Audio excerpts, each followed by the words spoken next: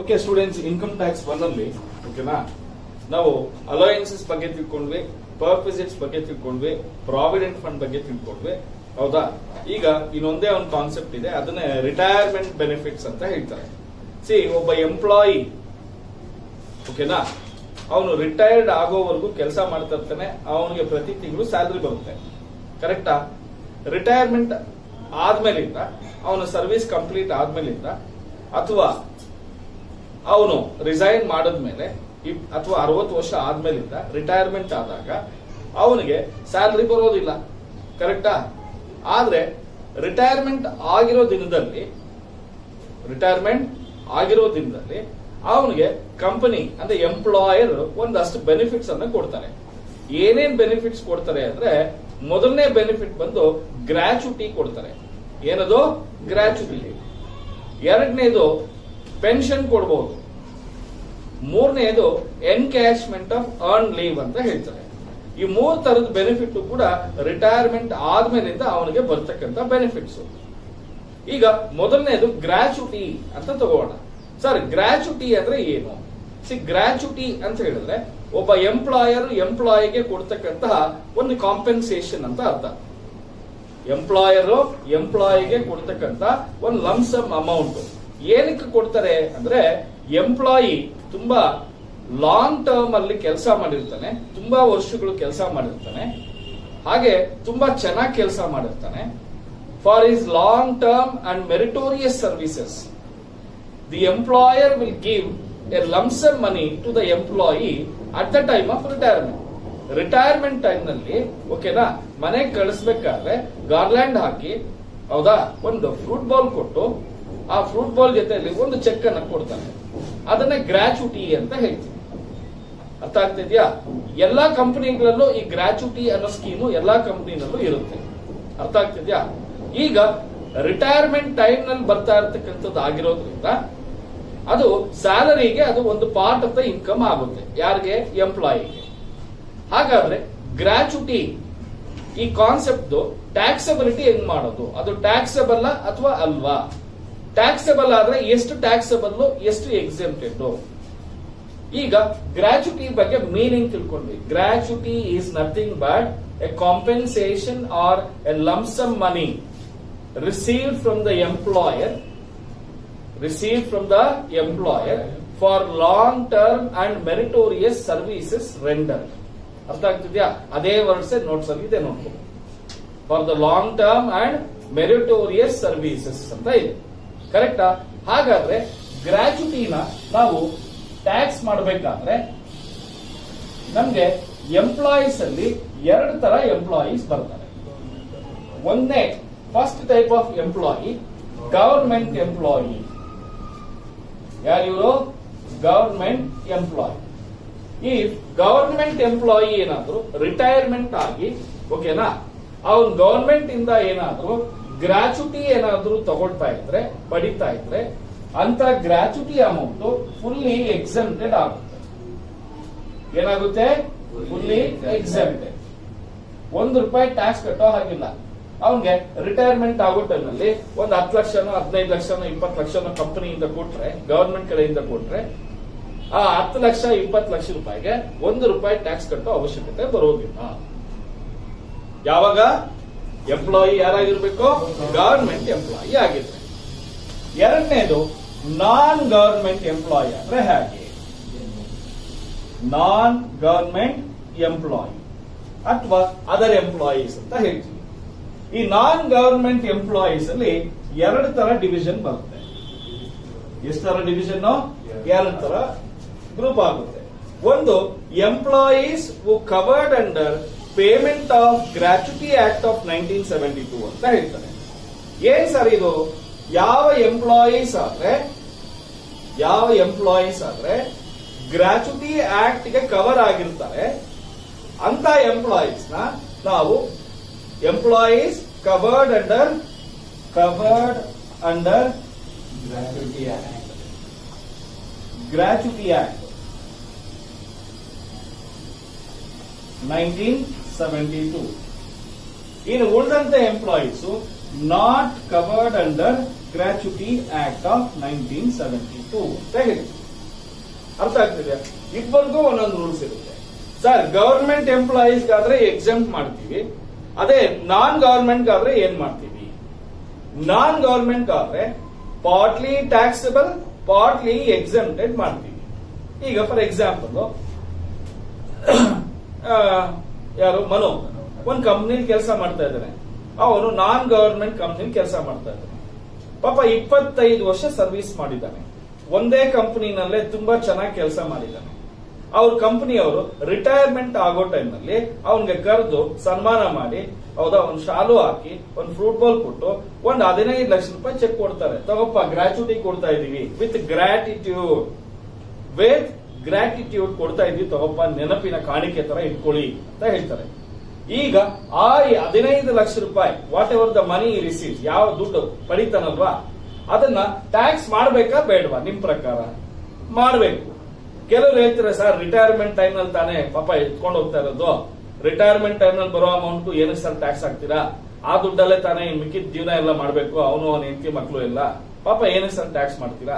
ಈ ತರದ್ದು 2 ಒಪಿನಿಯನ್ ಬಂತು. ಅದಕ್ಕೆ ಇನ್ಕಮ್ ಟ್ಯಾಕ್ಸ್ ಆಕ್ಟ್ ಏನ್ ಮಾಡ್ತು, ಓಕೆನಾ? ಹಾಗಾದ್ರೆ ನಾವು ಈ ಅಮೌಂಟ್ ಅನ್ನ, ಒಂದಷ್ಟು ಅಮೌಂಟ್ ಅನ್ನ ಟ್ಯಾಕ್ಸ್ ಮಾಡ್ತೀವಿ, ಇನ್ನೊಂದಷ್ಟು ಅಮೌಂಟ್ ಅನ್ನ ಎಕ್ಸೆಂಪ್ಷನ್ ಕೊಡ್ತೀವಿ ಅಂತ ಹೇಳಿದ್ವಿ. ಅರ್ಥ ಆಗ್ತಿದ್ಯಾ? ಹಾಗಾದ್ರೆ ಎಷ್ಟು ಅಮೌಂಟ್ ಅನ್ನ ಟ್ಯಾಕ್ಸ್ ಮಾಡ್ತೀವಿ, ಎಷ್ಟು ಅಮೌಂಟ್ ಅನ್ನ ಎಕ್ಸೆಂಪ್ಷನ್ ಕೊಡ್ತೀವಿ? ಈಗ ಅದಕ್ಕೆ ನಾವು ಕಂಪ್ಯೂಟೇಷನ್ ಆಫ್ ಟ್ಯಾಕ್ಸಬಲ್ ಗ್ರಾಚ್ಯುಟಿ ಯಾವ್ದ್ರಲ್ಲಿ covered under gratuity act of 1972 ನಲ್ಲಿ ಯಾವ ತರ ಮಾಡ್ತೀವಿ? ಅದಕ್ಕೆ ಫಸ್ಟ್ ಇಲ್ಲಿ ಅಮೌಂಟ್, ಇಲ್ಲಿ ಫಸ್ಟ್ ಆಕ್ಚುಯಲ್ ಗ್ರಾಚ್ಯುಟಿ ರಿಸೀವ್. ಏನಿದು ಆಕ್ಚುಯಲ್ ಗ್ರಾಚ್ಯುಟಿ ರಿಸೀವ್? ಎಷ್ಟು ಅಮೌಂಟ್ ಗ್ರಾಚ್ಯುಟಿನ ರಿಸೀವ್ ಮಾಡಿದ್ವಿ ಅದನ್ನ ಹಾಕು.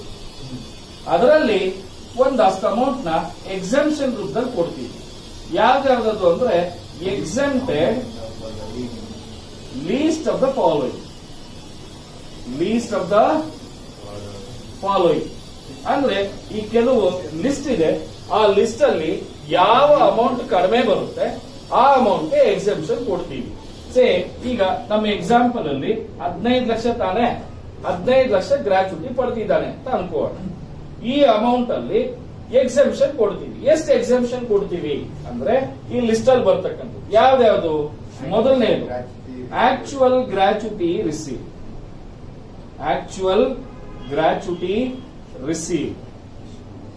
ಎಷ್ಟಪ್ಪ ಆಕ್ಚುಯಲ್ ಗ್ರಾಚ್ಯುಟಿ ರಿಸೀವ್ಡ್?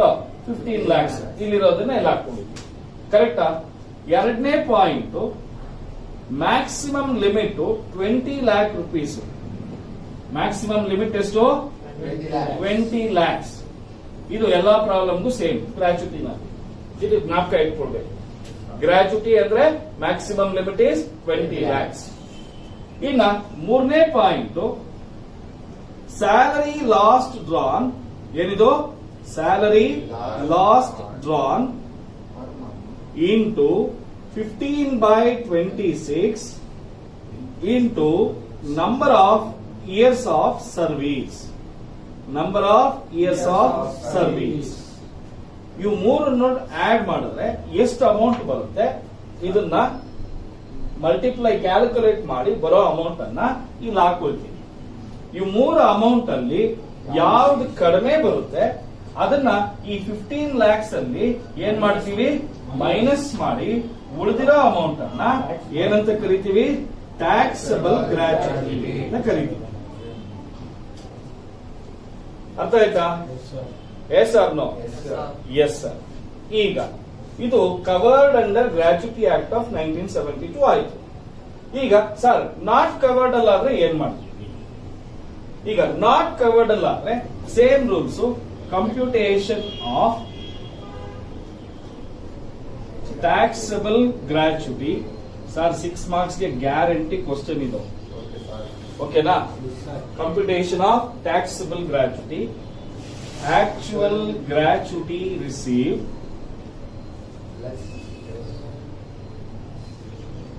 ಓಕೆನಾ, less exempted least of the following. Exempted least ಅಂತ ಫಾಲೋಯಿಂಗ್. ಅದರಲ್ಲಿ ಮೊದಲನೆಯದು ಆಕ್ಚುಯಲ್ ಗ್ರಾಚ್ಯುಟಿ, ಸೇಮ್. ಏನಾದ್ರು ಚೇಂಜ್ ಇದೆಯಾ ಅದಕ್ಕೂ ಇದಕ್ಕೂ? No change in it. ಎರಡನೇದು maximum limit, same amount 20 lakhs. Sir ಹಾಗಾದ್ರೆ ಇದಕ್ಕೂ ಅದಕ್ಕೆ ಏನ್ ಡಿಫರೆನ್ಸ್ ಅಂದ್ರೆ ಈ ಥರ್ಡ್ ಒನ್ ಬರುತ್ತೆ. ಈ ಥರ್ಡ್ ಒನ್ ಅಲ್ಲಿ ಆವರೇಜ್ ಸ್ಯಾಲರಿ ಆಫ್ 10 months. ಏನಿದು? Average salary of 10 months into 15/30 into number of years of service. ಈ ಮೂರು ಅಮೌಂಟ್ ಅಲ್ಲಿ ಯಾವ್ದು ಕಡಿಮೆ ಬರುತ್ತೆ ಅದನ್ನ ಎಕ್ಸೆಂಪ್ಷನ್ ಕೊಟ್ಟು ಉಳಿದಿರೋದನ್ನ ಟ್ಯಾಕ್ಸಬಲ್ ಗ್ರಾಚ್ಯುಟಿ ಅಂತ ಕರಿತೀವಿ. ಎಲ್ರಿಗೂ ಅರ್ಥ ಆಯ್ತಾ? ಅರ್ಥ ಆಯ್ತಾ ಇಲ್ವೋ? ಈಗ ಸರ್ ನೀವೆಲ್ಲ ಕ್ಲೀನ್ ಆಗಿ ಹೇಳ್ಕೊಟ್ರಿ, ರೂಲ್ಸ್ ಎಲ್ಲ ಚೆನ್ನಾಗಿ ಅರ್ಥ ಆಯ್ತು. ಆದ್ರೆ ಎಲ್ರಿಗೂ ಒಂದು ಡೌಟ್ ಏನಪ್ಪಾ ಅಂದ್ರೆ, ಸರ್ ಇಲ್ಲಿ ಸ್ಯಾಲರಿ ಅಂತ ಕರೆದಿದ್ದೀರಾ, ಕರೆಕ್ಟಾ? ಈ ಸ್ಯಾಲರಿ ಅಂದ್ರೆ ಏನು? What is the salary for the purpose of gratuity, ಕರೆಕ್ಟಾ? ಈಗ ಸ್ಯಾಲರಿ ಅಂತ ಹೇಳಿದ್ರೆ ಯಾವುದು? ಕವರ್ಡ್ಗೆ ಬೇಸಿಕ್ ಸ್ಯಾಲರಿ ಬರುತ್ತೆ, DA ಬರುತ್ತೆ, LA. Sir dearness allowance retirement benefit ಬರ್ಬೇಕಾ ಅಂದ್ರೆ ಬಂದ್ರು ಬರ್ದೇ ಇದ್ರು ಎಲ್ಲ ತಗೊಂಡ್ಬಿಡುವ. DA ಅಂತ ಕೊಟ್ಟಿದ್ರೆ ಸಾಕು, ಕ್ಯಾಲ್ಕುಲೇಷನ್ ಪರ್ಪಸ್ಗೆ ಕಂಪಲ್ಸರಿ ಆಗಿ ತಗೊಳ್ತೀವಿ. ಎಲ್ರಿಗೂ ಅರ್ಥ ಆಯ್ತಾ? ಸರ್ ಸ್ಯಾಲರಿ ಲಾಸ್ಟ್ ಡ್ರಾನ್ ಅಂದ್ರೆ ಏನ್ ಸರ್? ಸೇ ಫಾರ್ ಎಕ್ಸಾಂಪಲ್ ಯಾರು ಮನು ಡಿಸೆಂಬರ್ 2019 ಅಲ್ಲಿ ರಿಟೈರ್ಡ್ ಆದ ಅಂತ ಇಟ್ಕೊಳ್ಳಿ. ಯಾಕೆಂದ್ರೆ ನಮ್ಮ ಪ್ರೀವಿಯಸ್ ಇಯರ್ ಯಾವ್ದು? April 19 to 31st March 2020. ನಮ್ಮ ಪ್ರೀವಿಯಸ್ ಇಯರ್ ಅಲ್ಲಿ ರಿಟೈರ್ಡ್ ಆದ್ರೆ ಮಾತ್ರನೇ ನಾವು ಮಾಡೋದು. ಅರ್ಥ ಆಗ್ತಿದ್ಯಾ? ಯಾವ್ದೋ ಪ್ರೀವಿಯಸ್ ಇಯರ್ ಅಲ್ಲಿ ರಿಟೈರ್ಡ್ ಆದ್ರೆ ಇವಾಗ ನಾವು ಮಾಡೋದಿಲ್ಲ, ಅದು ಆ ವರ್ಷನ ಮಾಡ್ಬಿಟ್ಟಿರ್ತಾನೆ. ಈಗ ರಿಟೈರ್ಡ್ ಆಗಿರೋದು ಯಾವತ್ತು? ಡಿಸೆಂಬರ್ 19 ಅಲ್ಲಿ. ಡಿಸೆಂಬರ್ 19 ಅಲ್ಲಿ ಬೇಸಿಕ್ ಸ್ಯಾಲರಿ ಎಷ್ಟು ಬರ್ತಾ ಇತ್ತು, ಡಿಯರ್ನೆಸ್ ಅಲೋಯನ್ಸ್ ಎಷ್ಟಿತ್ತು, ಅದನ್ನ ನಾವು ಸ್ಯಾಲರಿ ಲಾಸ್ಟ್ ಡ್ರಾನ್ ಅಂತ ಕರಿತೀವಿ. ಅರ್ಥ ಆಯ್ತಾ ಎಲ್ಲರಿಗೂ? ಸರ್ ಇದೇನ್ ಸರ್ 15/26 ತಗೊಂಡ್ರಿ, ಏನಕ್ಕೆ? ಇದು ಹಾಫ್ ಮಂತ್ ಸ್ಯಾಲರಿ ಅಂತ ಹೇಳ್ತೀವಿ. ಅಂದ್ರೆ ನೀವು ರಿಟೈರ್ಡ್ ಆಗ್ತಿರಲ್ವಾ, ನೀವು ಎಷ್ಟು ವರ್ಷ ಸರ್ವಿಸ್ ಮಾಡಿದ್ರಾ, ನೀವೆಷ್ಟು ವರ್ಷ ಸರ್ವಿಸ್ ಮಾಡಿದ್ರಾ, ಆ ಸರ್ವಿಸ್ ಮಾಡಿರೋ ಅಷ್ಟು ವರ್ಷಕ್ಕೆ ನಿಮಗೆ ರಿಟೈರ್ ಆಗೋ ಮಂತ್ ಅಲ್ಲಿ ಸ್ಯಾಲರಿ ಲಾಸ್ಟ್ ಡ್ರಾನ್ ಎಷ್ಟು ಬರ್ತಾ ಇತ್ತಲ್ವಾ, ಅದ್ರಲ್ಲಿ ಅರ್ಧ ಸಂಬಳ ಇಂಟು ಎಷ್ಟು ವರ್ಷ ಸರ್ವಿಸ್ ಮಾಡಿದ್ರು ಅಷ್ಟು ವರ್ಷದ ಅಮೌಂಟ್ ಅಂತ ಅರ್ಥ.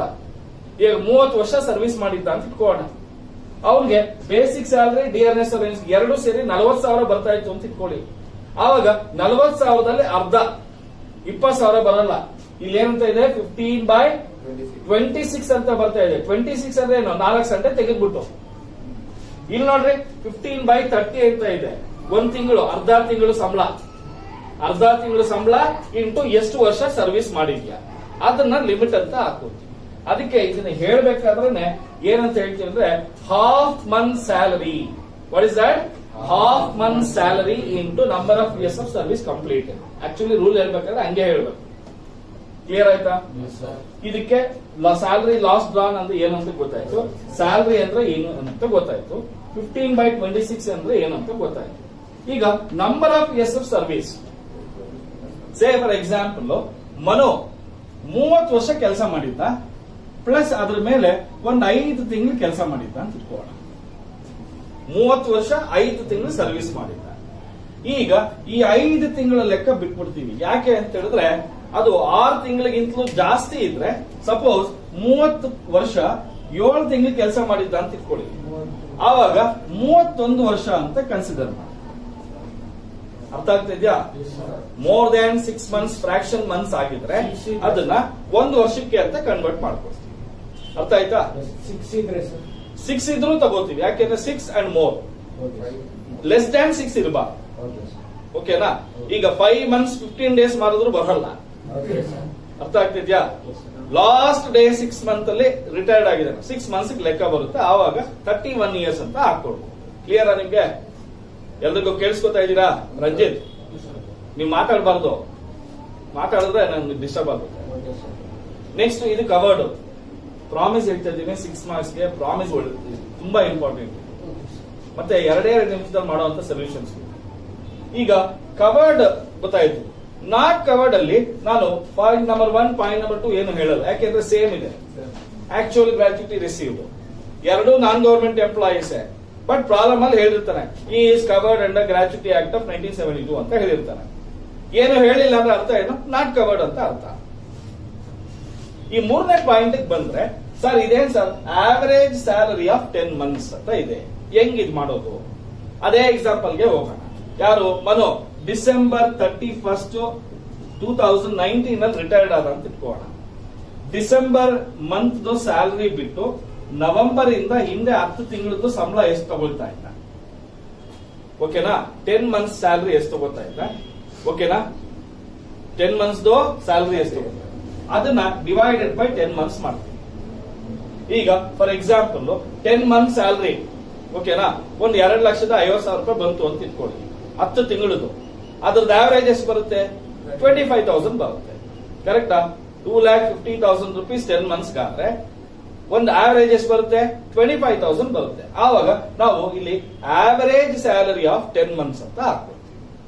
ಕ್ಲಿಯರಾ ಸರ್? ಹಾಗಾದ್ರೆ ಸ್ಯಾಲರಿ ಫಾರ್ ದ ಪರ್ಪಸ್, ಇಲ್ಲಿ ಇದು ಕೂಡ ಸ್ಯಾಲರಿ ಅಂತ ಇದೆ ತಾನೆ. ಹಾಗಾದ್ರೆ ಸ್ಯಾಲರಿ ಅಂದ್ರೆ ಏನಿದೆ? ಸ್ಯಾಲರಿ ನಮ್ಗೆ HR ಜ್ಞಾಪಕ ಇದೆ ಅಲ್ವಾ? HR ಏನೇನು ಬರುತ್ತೆ? ಬೇಸಿಕ್ ಸ್ಯಾಲರಿ, DNS ಎಂತದಾಗಿರ್ಬೇಕು, ಪ್ಲಸ್ ಏನೋ ಎಂತದ್ದು ಸೇಮ್ ಅಪ್ಪ ಇದನ್ನು. ಓಕೆನಾ? ಇದಕ್ಕೆ DA ಗೆ ರಿಟೈರ್ಮೆಂಟ್ ಬೆನಿಫಿಟ್ ಬರ್ದೇ ಇದ್ರು ತಗೊಳ್ತೀವಿ, ಇದಕ್ಕೆ ರಿಟೈರ್ಮೆಂಟ್ ಬೆನಿಫಿಟ್ ಬಂದ್ರೆ ಮಾತ್ರನೇ ತಗೊಳ್ತೀವಿ. ಇದು ಕಮಿಷನ್ ತಗೊಳ್ಳಲ್ಲ, ಇದರಲ್ಲಿ ಕಮಿಷನ್ ಆನ್ ಸೇಲ್ಸ್ ತಗೊಳ್ಳಿ. ಕ್ಲಿಯರ್ ಆಯ್ತಾ? ಓಕೆ. ಇನ್ನ 15/30 ಇಲ್ಲಿ 4 Sundays ನ ಆಡ್ ಮಾಡ್ತೀವಿ, ಇಲ್ಲಿ 4 Sundays ನ ಮೈನಸ್ ಮಾಡ್ತೀವಿ. ಇನ್ ಮಿಕ್ಕಿದೇನು? Number of years. ಇಲ್ಲಿ ಅವನು 30 ವರ್ಷ ಓಕೆನಾ, 7 ತಿಂಗಳಲ್ಲ 11 ತಿಂಗಳು ಕೆಲಸ ಮಾಡಿದ್ರು ನಾವು 30 ವರ್ಷನೇ ತಗೊಳ್ತೀವಿ. ಓಕೆನಾ? 1 ವರ್ಷನ ಆಡ್ ಮಾಡೋದಿಲ್ಲ. ಮೋರ್ ದ್ಯಾನ್ 6 months ಆಗಿದ್ರೆ ಅವನಿಗೆ 1 year ಆಗಿ ಓಕೆ ಕನ್ವರ್ಟ್ ಮಾಡ್ತಕ್ಕಂತ ಫೆಸಿಲಿಟಿ ಇಲ್ಲಿ ಇಲ್ಲ, ಪ್ರಾವಿಷನ್ ಇಲ್ಲ. ಅರ್ಥ ಆಯ್ತು ಎಲ್ಲರಿಗೂ? Sir that's all about the gratuity. ಇಷ್ಟು ಮಾಡಿದ್ರೆ 6 marks ಬರುತ್ತೆ. ಓಕೆನಾ? ಕ್ಲೀನ್ ಆಗಿ ಕಲ್ತ್ಕೊಳ್ಳೋಣ. ಫಸ್ಟ್ 2 ಬರೋ ತರ ಒಂದು ಪ್ರಾಬ್ಲಮ್ ಮಾಡೋಣ, ಸೊ ದಟ್ ನಮ್ಗೆ 2 ಅಟ್ ಎ ಟೈಮ್ ಅರ್ಥ ಆಗುತ್ತೆ. ಓಕೆನಾ?